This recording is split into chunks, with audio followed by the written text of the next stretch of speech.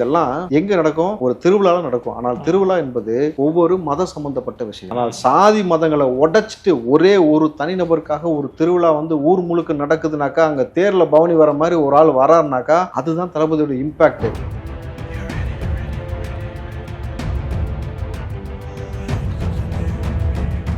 சென்னைக்குள்ள வரும்பொழுது நீங்க ரியல் பாஷா படத்தை லைவா பார்த்த மாதிரி இருந்தது. பாஷா படத்துல எவ்வளவு போலீஸ் வருவாங்களோ, ரோப்பு வச்சு அவ்வளவு போலீஸ் பின்னாடி தளபதி வர உள்ள மக்கள் கிரௌடு, அந்த கிரௌடுக்குள்ள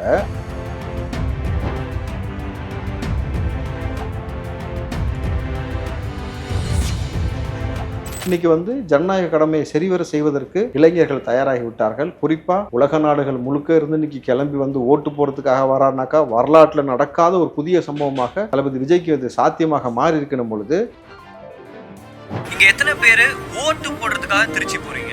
வெரி குட்.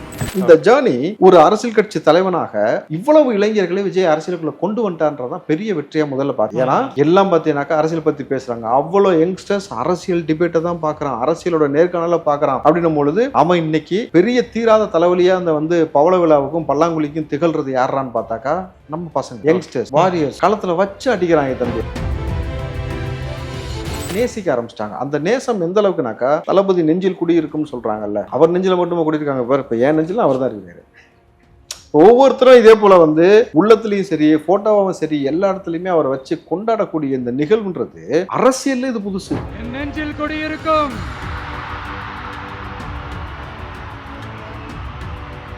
எம்ஜிஆரை விட 10 மடங்கு ஒரு மனுஷனை தூக்கி தமிழ்நாட்டில் மக்கள், அதுவும் தமிழ்நாட்டு மக்கள் வந்து அவ்வளவு சீக்கிரம் ஒரு ஆள்லாம் தூக்கி கொண்டாட மாட்டாங்க. தம்பி, ஒரு அரசியல் கட்சி தலைவனாக தளபதி அவர்களை தூக்கி கொண்டாடுறதுன்றது தமிழ்நாட்டில் நடக்குதுன்னும் பொழுது, இந்த மேஜிக் இது வரைக்கும் எம்ஜிஆருக்கு மட்டும்தான் நடந்துச்சே தவிர, இதற்கு பிறகு அப்படி ஒரு லீடரே கிடையாது தமிழ்நாட்டில்.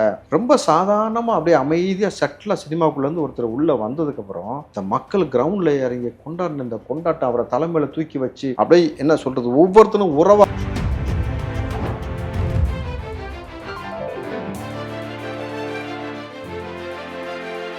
எப்படி கொண்டாடுறாங்கன்னா, உறவுக்காரன் வந்தா என்ன நம்ம சாப்பிடுறது என்ன கொடுப்போம், அதே மாதிரி தளபதி விஜய்க்கு பொரி உருண்டை கொடுத்தாங்க பாத்தீங்களா?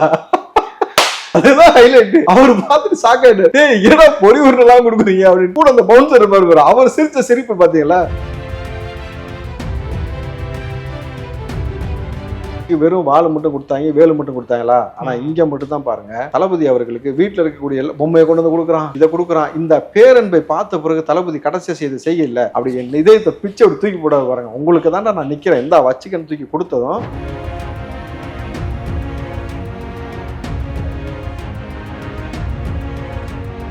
உண்மையாலுமே தம்பி, அரசியல்ல இப்படி ஒரு நபர் வந்து இந்த சமகாலத்துல ஒருத்தருக்காக ஆர்கனைஸ்டா அத்தனை பேர் வந்து ஒவ்வொரு ஊர்லயும் சாதி மதத்தை தூக்கி போட்டு எங்க அண்ணன், என் பிள்ளை, என் மாமா அப்படின்னு வந்து நின்று இத்தனை ஆண்டு காலமா நான் தான் சொன்ன எல்லாத்துக்கும் சிம்ம சொப்பனம் ஒருத்தர் விளங்குறாருன்னா, இந்த விஷயத்தை யாராலையுமே கணிக்க முடியல, புரிஞ்சுக்க முடியல. நீங்கள் ஒவ்வொரு மனிதனும் சரியாக ஜனநாயக கடமை ஆற்றுவதற்கு இந்த முறை வந்தவன் ஓட்டு போட்டு சாயங்காலம் எவ்வளவு போலிங் ஆயிருக்குன்னு தெரியும் பொழுதே ரிசல்ட் என்னன்னு தெரிய ஆரம்பிச்சோம்.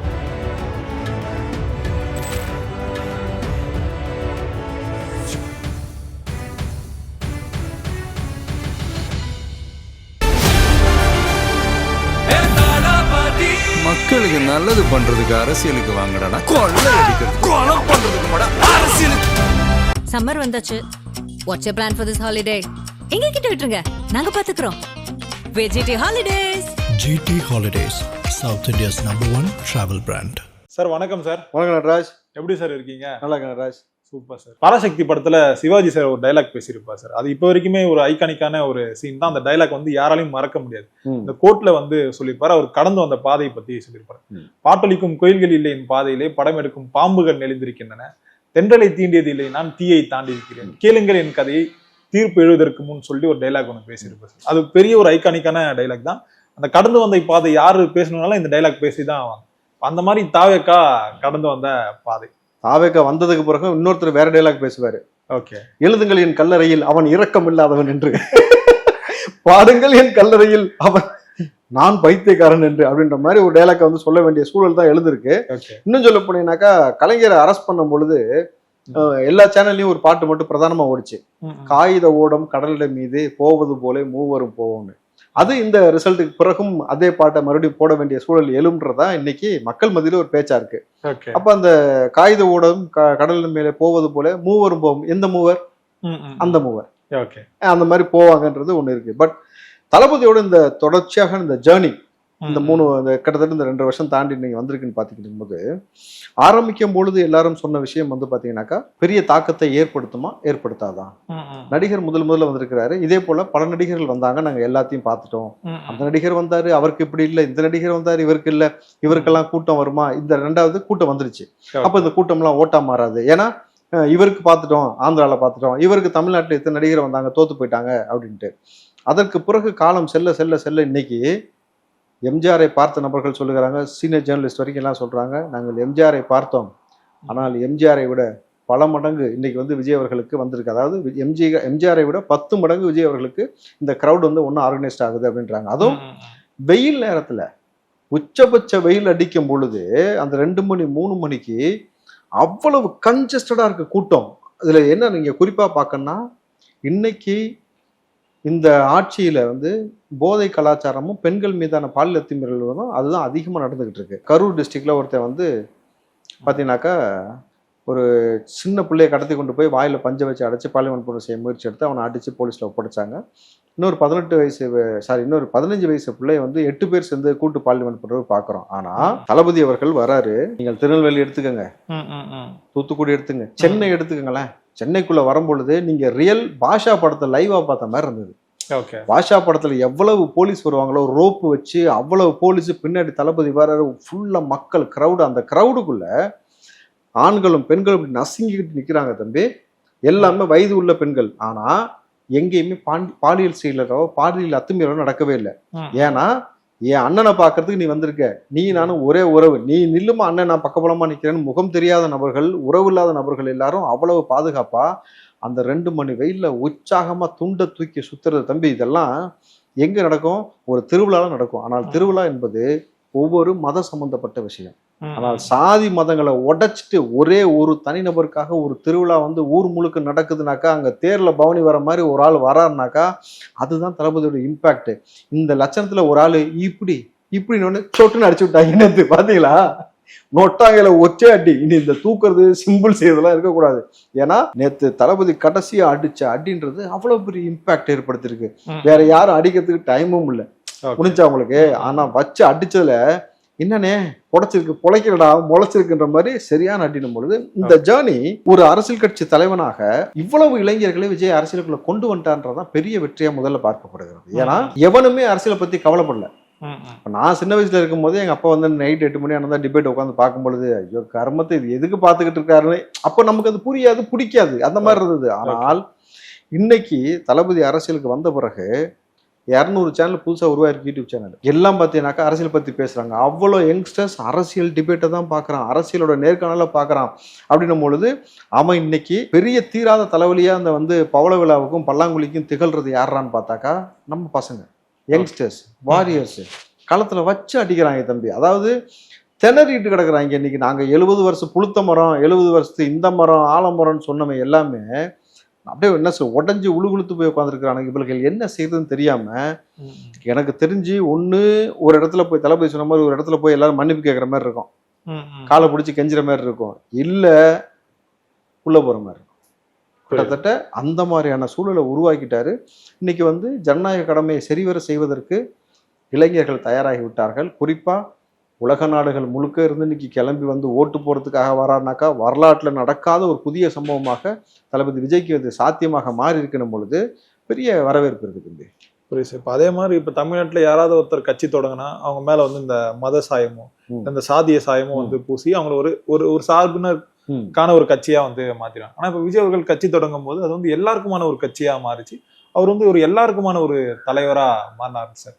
இந்த மேஜிக் முதல்ல எப்படி நடக்குது விஜய் அவர்களுக்கு மட்டும்? சாதி மதங்களை தாண்டி ஒரு நபரை நேசிக்கிற அளவுக்கு அவர் வந்து அந்த அந்த மேஜிக்ன்றத ஒரு 20 வருஷம் 30 வருஷோட உழைப்புன்றாங்க, சினிமாவை பார்த்துன்றாங்க. ஆனால் சினிமாவை பார்க்காத, சினிமாவை பெருசா நேசிக்காத கூட்டமும் அரசியலுக்குள்ள வந்து அவர் எடுத்த முன்னெடுப்பை பார்த்த பிறகு அவர் மேல வந்து ஒரு பெரிய நம்பிக்கை ஏற்பட்டிருக்கு. அவர் வந்து நம்ம வீட்டுக்குள்ள, இப்போ என் வீட்டுக்குள்ள ஒரு பிரச்சனை நடக்குன்னா, இப்போ உங்க வீட்டுக்கு ஒரு பிரச்சனை நடக்குதுனாக்கா யார் முதல்ல நிப்பா? நீங்க தான் நிப்பீங்க. ம், ம், ம். என் வீட்டுல வந்து ஒரு பிரச்சனை நீங்க தான் அதாவது உங்க வீட்டுல ஒரு பிரச்சனை நீங்க நிப்பீங்க, என் வீட்டுல ஒரு பிரச்சனை நான் நிப்பேன். ஆனா தமிழ்நாட்டில் இருக்கக்கூடிய மக்களுக்கு ஒரு பிரச்சனைனே ஒரு ஆள் வந்து நின்னாரு பாத்தீங்களா? ம், நீ எவனா வேணா இருந்துக்கடா, நீ எத்தனை அரசியல் கட்சியை வச்சுக்க, எத்தனை வருஷம் வேணா இருந்துக்கோ, ஆனா இந்த இடத்துல என் மக்களை வந்து நீங்க தொடர்ச்சியா காவு கொடுக்கறத விட மாட்டேன்னு சொல்லிட்டு இவ்வளவு துணிச்சலா வந்து நின்ன பிறகு எல்லாரும் நேசிக்க ஆரம்பிச்சிட்டாங்க. அந்த நேசம் எந்த அளவுக்குனாக்கா, தளபதி நெஞ்சில் குடியிருக்கும்னு சொல்றாங்கல்ல, ம், ம், ம். அவர் நெஞ்சில மட்டுமா குடியிருக்காங்க பாரு. இப்ப என் நெஞ்சில அவர் தான் இருக்காரு. ஒவ்வொருத்தரும் இதே போல வந்து உள்ளத்துலயும் சரி, போட்டோவும் சரி, எல்லா இடத்துலயுமே அவரை வச்சு கொண்டாடக்கூடிய இந்த நிகழ்வுன்றது அரசியல்ல இது புதுசு. ம், ம். சினிமாவா இருந்து நீங்க கொண்டாட்டு போலாம் தம்பி. இப்ப நீங்க பாத்தீங்கன்னாக்கா இஸ்லாமிய சமூகம் பெரும்பாலுமா பெருசா சினிமாவெல்லாம் பெருசா இன்ட்ராக்டா உட்காந்து பாத்துக்கிட்டு இருக்க மாட்டாங்க பெருசா. ம், ம், ம். ஆனால் அதை தாண்டி ஒரு அரசியல் கட்சி தலைவனாக தளபதி அவர்களை தூக்கி கொண்டாடுறதுன்றது தமிழ்நாட்டில் நடக்குதுன்னும் பொழுது இந்த மேஜிக் இது வரைக்கும் எம்ஜிஆருக்கு மட்டும்தான் நடந்துச்சே தவிர இதற்கு பிறகு அப்படி ஒரு லீடரே கிடையாது தமிழ்நாட்டுல. ம். ஏன்னா எல்லா பேரும் வந்தான் காணாம போயிட்டான், இருக்கிறவன் எல்லாம் ஏமாத்திக்கிட்டு இருக்கிறான் பொழுது இப்படி ஒரு லீடர்லாம் இதுக்கு மேல உருவாக முடியாதுன்னு நினைச்ச பொழுது ரொம்ப சாதாரணமா அப்படியே அமைதியா சட்டிலா சினிமாக்குள்ள இருந்து ஒருத்தர் உள்ள வந்ததுக்கு அப்புறம் ம், ம். எப்பா ஒரு எம்ஜிஆரை விட 10 மடங்கு ஒரு மனுஷனை தூக்கி தமிழ்நாட்டுல மக்கள், அதுவும் தமிழ்நாட்டு மக்கள் வந்து அவ்வளவு சீக்கிரம் ஒரு ஆள்லாம் தூக்கி கொண்டாட மாட்டாங்க தம்பி. நீ என்ன வேணா செஞ்சுக்க அப்படின்ட்டு அவங்க பாட்டுக்கு அவங்க இது போயிட்டு இருப்பாங்க. ஆனால் இந்த மக்கள் கிரவுண்ட்ல இறங்கி கொண்டாடின இந்த கொண்டாட்டம் அவரை தலைமையில தூக்கி வச்சு அப்படியே என்ன சொல்றது, ஒவ்வொருத்தரும் உறவா, அதாவது தலைவன்றதெல்லாம் 2வது பட்சம். ம். அண்ணன் அண்ணன் அண்ணன் இந்த உறவுல பேசும்பொழுதுதான் இப்ப குட்டீஸ் வரைக்கும் என்ன மாமா மாமா விஜய் மாமா விஜய் மாமான்னு சொல்லும் பொழுது, எங்க அண்ணன் சொல்லும் பொழுது, கல்யாணம் முடிச்ச ஒரு ஜோடி வந்து தளபதி கிட்ட மண்டியில ஏறி வந்து நின்று அவங்கள தூக்கி ஆசீர்வாதம், பத்திரிகையில அண்ணன் விஜய் பத்திரிகை அடிச்சாங்களா, இதுதான் மேட்ரு. ஒவ்வொரு பத்திரிகையிலையும் அவரை பேர் போடுற அளவுக்கும் நம்ம ஊர்ல எவ்வளவு பெரிய எப்படி கொண்டாடுறாங்கன்னா, உறவுக்காரன் வந்தா என்ன நம்ம சாப்பிடுறது என்ன கொடுப்போம், அதே மாதிரி தளபதி விஜய்க்கு பொறி உருண்டை கொடுத்தாங்க பாத்தீங்களா? அதுதான் ஹைலைட். அவர் பார்த்துட்டு சாக்காயிட்டு, ஏய் என்னடா பொறி உருண்டை எல்லாம் கொடுக்குறீங்க அப்படின்ட்டு கூட அந்த பவுன்சர் இருப்பாரு, அவர் சிரிச்ச சிரிப்பு பாத்தீங்களா? ஏன்னா இவங்க எல்லா இடத்துலயும் டிராவல் பண்ணிருப்பாங்க, இந்த மக்களுடைய அன்பை வந்து பார்த்துட்டு அவங்க எல்லாம் புரிஞ்சிக்கவே முடியல. ஏன்னா அவர் வந்து வெளிமாநிலத்தை சார்ந்தவர், ஆனா அவரு இன்னும் பொறி உருண்டெல்லாம் கொடுக்குறாங்க, என் வீட்டுக்குள்ள நான் சாப்பிட்றத கொடுக்குறேன் அப்படின்ற ஒரு உரிமையில பொறி உருண்டை, கிரிக்கெட் பேட்டு, பொம்மை, வில்லு, அம்பு, என்னென்னலாம் கொடுக்கணுமோ இது எல்லாத்தையும் கொடுத்து, நீங்க பிற அரசியல் கட்சிக்கு வெறும் வாள் மட்டும் கொடுத்தாங்க, வேலு மட்டும் கொடுத்தாங்களா? ஆனா இங்க மட்டும் தான் பாருங்க, தளபதி அவர்களுக்கு வீட்டுல இருக்கக்கூடிய எல்லா பொம்மையை கொண்டு வந்து கொடுக்குறான், இதை கொடுக்குறான். இந்த பேரன்பை பார்த்த பிறகு தளபதி கடைசியா செய்து செய்யல அப்படி என் இதயத்தை பிச்சை அப்படி தூக்கி போடாது பாருங்க, உங்களுக்கு தாண்டா நான் நிக்கிறேன், இந்த வச்சுக்கன்னு தூக்கி கொடுத்ததும் தளபதிக்கு எல்லாரும் பூ போட்டாங்க. ஆனா தளபதி பூவை வாரி வாரி மக்கள் மேல இறைச்சி அந்த அன்பு, அதுக்கப்புறம் அவர் செஞ்ச பிளாஸ்ட், உண்மையாலுமே தம்பி அரசியல்ல இப்படி ஒரு நபர் வந்து இந்த சமகாலத்துல நீங்க இன்னைக்கு வந்து ஏஐ டெக்னாலஜி வரைக்கும் போயிட்டு இருக்கணும் பொழுது இப்படி ஒரு கிரௌட் ஆர்கனைஸ் பண்ணி கொண்டு வரதுன்றதெல்லாம் சாதாரண விஷயம் கிடையாது. ஆனா ஆர்கனைஸே பண்ணாம இவர் ஒருத்தருக்காக ஆர்கனைஸ்டா அத்தனை பேர் வந்து ஒவ்வொரு ஊர்லயும் சாதி மதத்தை தூக்கி போட்டு எங்க அண்ணன், என் பிள்ளை, என் மாமா அப்படின்னு வந்து நின்று இத்தனை ஆண்டு காலமா நான் தான் சொன்ன எல்லாத்துக்கும் சிம்ம சொப்பனம் ஒருத்தர் விளங்குறாருன்னா இந்த விஷயத்தை யாராலையுமே கணிக்க முடியல, புரிஞ்சுக்க முடியல. இந்த முறை ஏற்படக்கூடிய அரசியல் மாற்றம் என்பது ட்ரமாட்டிக் சேஞ்சஸாக இருக்கும்ன்றதான் இன்னைக்கு வரலாற்றில் நம்ம பார்க்கிறோம். ஏன்னா பாண்டிச்சேரியில் அதான் நடந்துச்சு. 91% ட்ரமாட்டிக் சேஞ்சஸ். நீங்கள் ஒவ்வொரு மனிதனும் சரியாக ஜனநாயக கடமை ஆற்றுவதற்கு இந்த முறை வந்தவன் ஓட்டு போட்டு சாயங்காலம் எவ்வளவு போலிங் ஆயிருக்குன்னு தெரியும் பொழுதே ரிசல்ட் என்னன்னு தெரிய ஆரம்பிச்சோம். புரியுது சார். இப்போ அதே மாதிரி இப்போ தமிழ் சினிமாவில் இருக்க அந்த முக்கிய நடிகர்கள்லாம் இருக்காங்களா சார், அவங்களே வந்து அரசியல் கட்சி ஆரம்பிக்கணும்னு நினைச்சாங்க, அதுக்கப்புறம் அதை ஒரு சில காரணங்களால கைவிட்டாங்க. சிலர் முடியலன்றீங்களா? முக்கிய நடிகர் முக்குனாக முடியல. ஒரு சிலர் வந்து கட்சி ஆரம்பிச்சாங்க, யாரை எதிர்த்து கட்சி ஆரம்பிச்சாங்கன்னா அவங்க கூட வந்து சேர்ந்தாங்க. அவங்களுக்கு இல்லாத அந்த தைரியம் வந்து விஜய் அவர்களுக்கு எப்படி அந்த தைரியம் வந்து வந்தது? இப்போ ரீசெண்டா எஸ்எஸ்சி சார் கூட சொல்லியிருந்தாரு, விஜய் அவர்களுக்கு வந்து அந்த கேரக்டர் வந்து படுகொலை செய்யறாங்க அப்படின்னா, இதெல்லாம் தாண்டி விஜய் அவர்கள் அரசியலுக்கு வரல சார். இந்த தைரியத்துக்கு என்ன காரணம் சார்? அன்புதான் தம்பி. மக்களை அவரை நேசிக்கிற விதம். ஏன்னா நம்ம அவரை அவ்வளவு நேசிக்கிறோம். ஒவ்வொருத்தரும் நேசிச்சு அதான் சொன்னல எங்க அண்ணன் அதுதான் அவர் திரும்ப திரும்ப டீக் அவுட் பண்றாரு. நான் ஒவ்வொரு வீட்டுக்குள்ளேயும் போயிட்டு தான் நான் கட்சி ஆரம்பிச்சேன்ட்டு. இந்த அன்பு அவர் மீது எவ்வளவு அவதூறு, எத்தனை விதமான சாயம் பூசப்பட்டுச்சு, எவ்வளவு அவதூறு, பர்சனல் அட்டாக்கு, பர்சனல் லைஃப்பை பத்தி பேசுறதுன்னு டு தி கோர் செய்யும் பொழுதும் அவங்களால அவருடைய ஒரு கெண்டகால் மயிரை கூட அங்கிருந்து நகர்த்த முடியல. விச் மீன்ஸ் அவ்வளவு பேரும் அவர் மேல வச்சிருக்கிற அன்புல இவங்க எவ்வளவுதான் அம்பு எழுதினாலும் அவர் மீது அவதூறு பரப்புனாலும் அவரை முதல்ல நெருங்கவே இல்லை. அது ஏன்னா அதுக்கு முன்னாடியே உள்ள களம் இறங்குறாங்க. நீங்க கரூரை பத்தி பேசினா பாதிக்கப்பட்டு உயிரை பறிகொடுத்த அந்த குடும்பத்தை சார்ந்த நபர்களே இதுக்கு தளபதி விஜய் காரணம் இல்லை பேசினாங்களா? கரூர் இன்சிடென்ட்டை பொறுத்த வரைக்கும் நேற்று அவரு கிளீனா எக்ஸ்பிளைன் பண்ணாரா?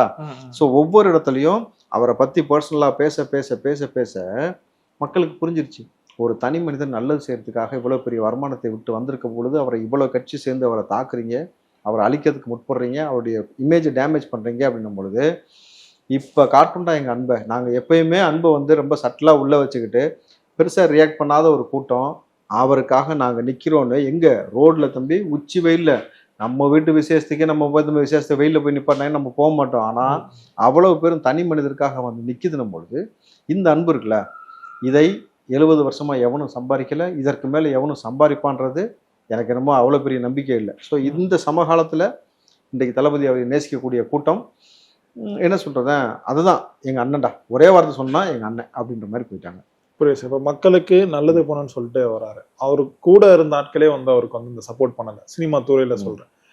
அது மட்டும் இல்லாம தான் கூட இருந்த ஆட்கள் எல்லாருமே வந்து ஒவ்வொருத்தரா வந்து இழந்துட்டே வராரு. தான் சம்பாதிச்ச அந்த பணமா இருக்கட்டும் எல்லாமே இல்லாத ஒரு நிலைக்கு ஓரம் கட்டப்படுற நிலைக்கு வராரு சார் விஜய் அவர். 8 கோடி பேர் அவர் கூட இருக்கிறாங்க. ஓகே, சரியா? கூட இருந்த துரோகிகள் வந்து அடையாளப்படுத்தப்படுகிறார்கள், விலகுகிறார்கள். நான் அப்படிதான் பாக்குறேன். நான் வந்து இவரை அழிச்சிருவேன், இவரை கிழிச்சிருவேன், கூட இருந்த மேனேஜருக்கு என்ன சின்ன வந்து ஒவ்வொருத்தனா வந்து சொல்லி சொல்லி சொல்லி சொல்லி வெளியே போகும் பொழுது எப்பயுமே ஒரு பொருள் ஒரு இடத்தை விட்டு இன்னொரு இடத்திற்கு மேலோங்கி போகும் பொழுது கூட இருக்கக்கூடிய கழுசடைகள் கழிவுகளை வந்து கழிச்சு தான் அந்த பொருள் வந்து மேலே போகும். ஆனா அதுக்குள்ள அந்த பொருள் வந்து அடிபட்டு போகும். உதாரணத்துக்கு சொன்னோம்னா தங்கம் பூமிக்குள்ள புதஞ்சு இருக்குது, தோண்டி எடுக்கப்படும் பொழுது கூட இருக்கிற மண் குப்பை கழுசை எல்லாமே எங்க இருக்குது, அங்கேயே தங்கிருதா? இந்த தங்கம் மேல வருதா? அதை மறுபடியும் நெருப்புக்குள்ள காட்டப்பட்டு அதுக்கப்புறம் அது ஆபரணமாக மாறி ஒரு இடத்துக்கு போகும் பொழுது அது எவ்வளவு மதிப்பு கூட்டப்படுகிறதுன்னு உங்களுக்கு புரியுது இல்லையா? அன்னைக்கு அந்த குப்பையெல்லாம் அங்க போய் நினைச்சா கூட அங்க போக முடியாது, கரெக்டுங்களா? மறுபடியும் அந்த தங்கம் மண்ணுக்குள்ள போகுமா? இது வரைக்கும் தங்கம் அந்த மாதிரி வெளியில வந்து தங்கம் மண்ணுக்குள்ள போன சரித்திரம் இருக்கா? இருக்காதுன்னும் பொழுது அப்படிதான் தளபதி விஜய் அவர்கள் அவர் கூட இருக்க கலசடை எல்லாத்தையும் கழிச்சுக்கிட்டு அவர் அடுத்த தளத்தை நோக்கி போராடும் பொழுது அந்த தங்கத்தை கூட முத்தாய்ப்பாக சில வைரங்களும் சேர்ந்து பதிக்கப்பட்டு மேலும் அதை மெருகேற்றுவதற்கான காலம் தான் இந்த எலெக்ஷன் பீரியட். நான் அப்படிதான் பாக்குறேன். Okay sir. இப்போ அதே மாதிரி இந்த கட்சி ஆரம்பிச்ச உடனே நிறைய பேர் வந்து இந்த பதவிக்கு வந்து பெரிய ஆட்களா வந்து அந்த பதவிகள் வந்து கொடுப்பாங்க. ஆனா இப்ப தாவைக்கால மட்டும்தான் அது மாற்றா அப்படியே இருக்குது. ஒரு ஆட்டோ ஓட்டுறவர் வந்து பதவியில இருக்காரு, ரொம்ப ஏழ்மையா இருக்கிறவங்களாம் வந்து பதவியில இருக்காங்க. அன்னைக்கு போஸ்டர் ஓட்டு நாட்கள் தான் இன்னைக்கு மாவட்ட செயலரா இருக்காங்க. முதல்ல இது மாதிரி கொடுக்கவே மாட்டாங்க ஒரு சில கட்சிகள். அப்படியே கொடுத்தாலும் வந்து அவங்க ரொம்ப டவுனாவே வச்சுட்டு இருப்பாங்க. ஆனா விஜய் அவர்கள் வந்து எல்லாருக்கும் எல்லாம் கிடைக்கணும்னு வந்து நினைக்கிறாருல்ல சார், அது வந்து தான் கட்சியிலையும் வந்து இம்ப்ளிமெண்ட் பண்றாரு. அது வகையில ஒரு பாசிட்டிவா வந்து பார்க்கறாங்கல்ல. இது எப்படி நீங்க புரிஞ்சுக்கலாம்னா, வறுமையா இருக்கிறவன் ஏழ்மையா இருக்கிறவன் அதை தாண்டி வந்து உண்மையா இருக்கிறவனாக்கிட்ட வந்து பணம் இல்லை அப்படின்னாலே அவனை வந்து சமூகம் தொடர்ந்து புறக்கணிக்கும். அது உறவுகளுக்கும் பொருந்தும், அரசியலுக்கும் பொருந்தும்.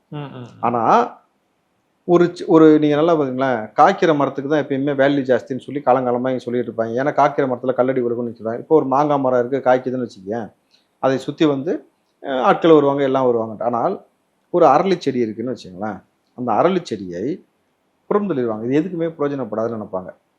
ஆனா அந்த அரளி செடியை எங்க கொண்டு போய் வச்சா அது ரொம்ப பிரயோஜனமா மாறும் தெரியுமா?